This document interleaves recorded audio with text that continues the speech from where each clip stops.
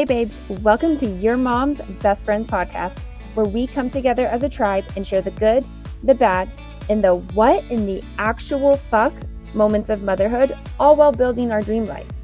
I'm your host, Brandy Ververs, mama to two littles, Army veteran, and business enthusiast. I'm obsessed with empowering mamas to live their life with their babies in tow while also building their dreams.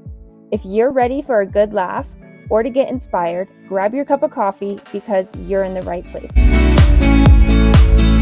Oh my gosh, you guys. First of all, thank you so much for all of the love and all of the support that I have gotten from you guys about the first episode. So super pumped going into this second episode. You guys said that you wanted more. You couldn't wait to listen to more. So here we are. If you're watching the video, you now know also this is the car. And I know I said the first episode that that's just kind of what needed to happen. We were having a crazy week, right? But there's no excuse about this one again, besides parenting is absolutely wild, okay? When I'm home, I'm home. And, going into this whole podcast thing, I thought I was going to be able to sit down, have a pretty background, and be super aesthetic. I am not the aesthetic parent, okay? This is just what you get with me, and I am totally okay with that. So, going into today's episode is going to be about all the different styles of parenting that I had stumbled upon when researching, and how no matter how you do it, you're doing it right, okay? So let's just dive into it with the fact that this morning when I woke up in piss, and it wasn't my own. So basically, we are in the season of potty training where during the day we're doing great, and he still wears diapers to bed, okay? And he's wearing diapers to bed because the lack of preparation that me and Rob have gotten to at this point in our parenting with, we're just so freaking busy, right? When the kids were babies and toddlers, bath, bottle, bed, nailed it. Had that routine down. But now with work schedules, extracurriculars, trying to plan dinner times around that, somehow routine just fell by the wayside, and now here we are. And I know we could definitely get back on to a routine. We just have to plan for it. And when we plan for it and when we're sticking to a routine, I know Chuck is going to be able to transition to no diapers. So we're working on it, okay? But speaking of very busy schedules, most of you guys may have seen that I am now a pageant mom, and holy crap, did I not know what I was getting myself into. I thought, sure, this is going to help her confidence. This is going to really help, public speaking, build her resume, all of that stuff.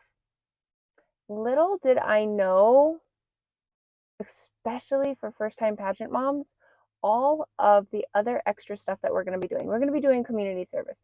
We have to go get photos taken. We have to practice, okay? People say I'm good at getting taking content. That comes with, how old is Lil now? 6 years of practice. I have been doing content creation for 6 years now, okay? Homegirl is just hopping right into it, and now here we go. And so trying to teach a 6-year-old how to go from left hip to right hip, right? 2 hands on the waist to 1 hand on the waist. All of the things, how to smile, close your mouth, breathe, take a second, pause, and then smile again, make it look supernatural. Trying to teach a 6-year-old how to do that. Let me tell you, boy, it tests your patience, okay? I am no instructor. I am not a dance teacher. I am not a teacher. I am not a teacher's aide. And my patience for teaching little children is minimal, okay? I cannot do it. And first of all, actually, side note, squirrel, okay? Can we talk about all these moths here in Colorado? What happened in our ecosystem that now we have 80,000 moths attached to the garage door? I don't get it. I don't, and it's disgusting, and I'm over it. Okay, I digress. Back to the episode. um, but I don't have the patience for it, okay? And so yesterday we were practicing. We were sitting in the living room, super casual. I pulled up YouTube on TV, and I was pulling up a bunch of different videos, okay? We were watching film on prior competitions that had happened the years before and seeing what the trends were, how the girls were walking and smiling. I was showing her, like look at the judges and then scan the audience because she wants to do a couple optional contests that are runway related. And she has never done this a day in her life. And so, like I said, trying to teach her and watch film, it is so hard. She literally is done after like 15 minutes. So, you dance teachers out there, you instructors, whatever, coaches, please let me know, how do you get the kids to do like 30 minutes, 45 minutes of practice? Because her attention span is, she's not there. And like going into this, she was like, I want to do this. I love this. This will be so much fun. Blah, blah, blah, blah, blah. But the practicing, she's not about it. Okay. And so this made me look up parenting styles because I had found myself starting to sound exactly like my mother, starting to act exactly like my mother. And that is like every female's worst nightmare, I feel like. Like the day that like your husband or your spouse is like, you sound exactly like your mother, you're like offended a little bit. You're like, there's no way I sound like that. I sound like that. Okay. And so I had Googled, why do we end up acting and sounding like our parents? And what I had found out is, which is absolutely mind boggling, is that we spend 80 to 90% of our lives in our unconscious level. I'm going to say that again.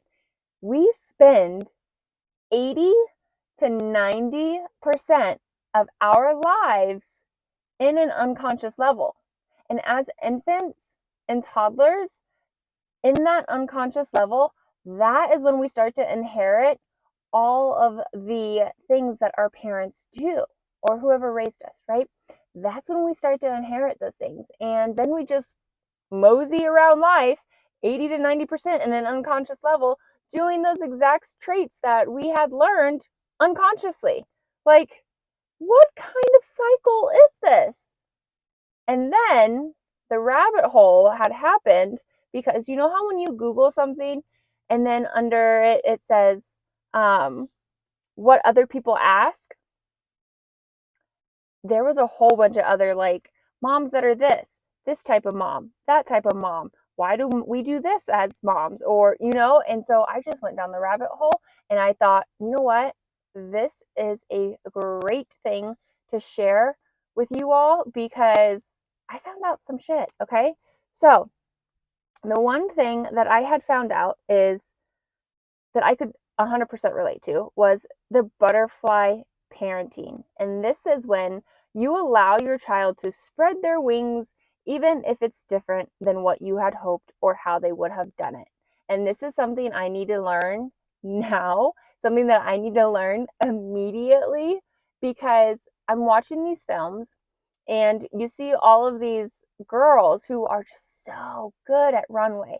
Like, and they're Lil's age, but they probably have had practice since they were like started walking. Okay. This probably isn't their first rodeo. And so watching them, I'm like, do this, do that, do that. And again, I have 6 years experience of doing this. And I get so frustrated when she doesn't nail it how I want it to be nailed. And I need to let that go because that is something I feel like my mother had done. It was never like, oh, you're doing amazing, showering me with like positive affirmations to build my confidence. It was like, okay, what can we do better? And I find myself doing that now with Lil.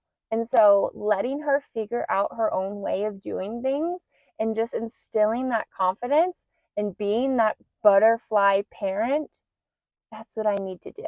Okay, the second thing that I pretty sure we all have heard of, I just didn't know this is what it was called. So it's called parentification. And that is when the parent and the child role is reversed. So like we've heard those stories where, you know, children have had to help take care of their siblings or, you know, cook dinner. Or I feel like also this is like a product, like we're talking 90s babies here, because a lot of us like had to do dinner or had to do some type of caretaking role, right? And this is talking to the extent of, you know, like paying bills, taking care of your siblings, grocery shopping, all of that stuff. Now, but I feel like a lot of us had to grow up kind of fast. And so parentification was one that I had stumbled upon. Now, we're going to go into, well, actually, one more. So the paradox parent. Now, I found this super interesting. It's not describing a parenting style. I just wanted to share this with you guys because I want your thoughts on it. Please leave a comment on whether or not you agree, disagree, whether you're a parent, you're not a parent. Like, I would love to know your thoughts around the paradox parent. And this is studies happened in 1981 and 1983, and they showed that we were taught to think that having kids will make us happier. But research has shown time and time again that having children reduce your happiness. Think about that, okay? And let me know in the comments. I want to know your guys' thoughts. In your specific life, if you are a parent, did having children make you happier? And like, don't get me wrong, right? We love our kids to death. But there are those times where I think back to my early 20s and I'm like, damn, that was a great time, you know? So I don't know if that necessarily makes us unhappy. I don't know. Let me know. Let's start a conversation around this. I would love to hear this and then maybe even do a next episode around what you guys were talking about. So definitely let me know. Okay. And then now let's go into the different type of parents, because there were a ton of things that I could have clicked on to describe different parenting styles. I'm just going to share a few. Okay. We know the crunchy mom, especially nowadays.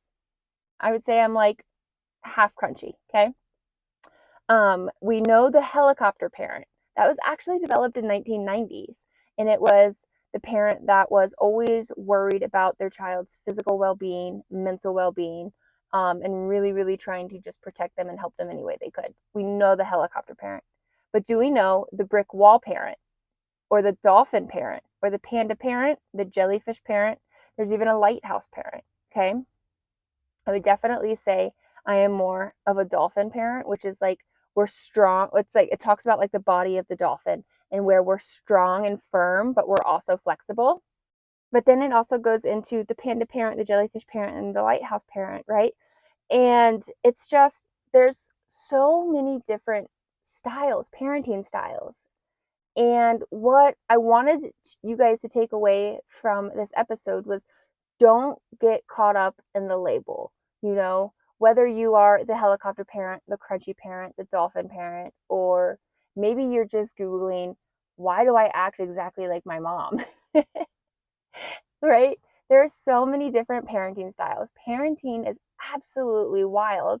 There is no manual on how to do it. Okay. We're all just out here trying to figure it out. And, you know, along the way, we make mistakes. And then along the way, you know, we figure some shit out. And if you are anything like me, please, please, please do not Google. Like I said, you'll go down this like hour rabbit hole of just researching a bunch of things about why your kids act a certain way, why you act a certain way, all of those things. Okay. Just know. And I feel like this is like my rule of thumb. If your kids are loved, if your kids are clothed, if they're warm, if they have food in their belly, okay, you are doing it right. We all fumble the ball sometimes. We all Google how to do things better, whatever, okay? Just know if you got that basis, we're doing great, okay? They're alive, they're healthy, they're loved. Like, we're doing it and we're all just trying to figure it out. So, if you love this episode, definitely give it a review, leave a comment. I would love to hear from you guys, especially on that topic about the parenting paradox. And yeah, thank you so much for all of your support thus far. You guys, literally, it means the world to me. And I can't wait to see you on the next episode. Bye, guys.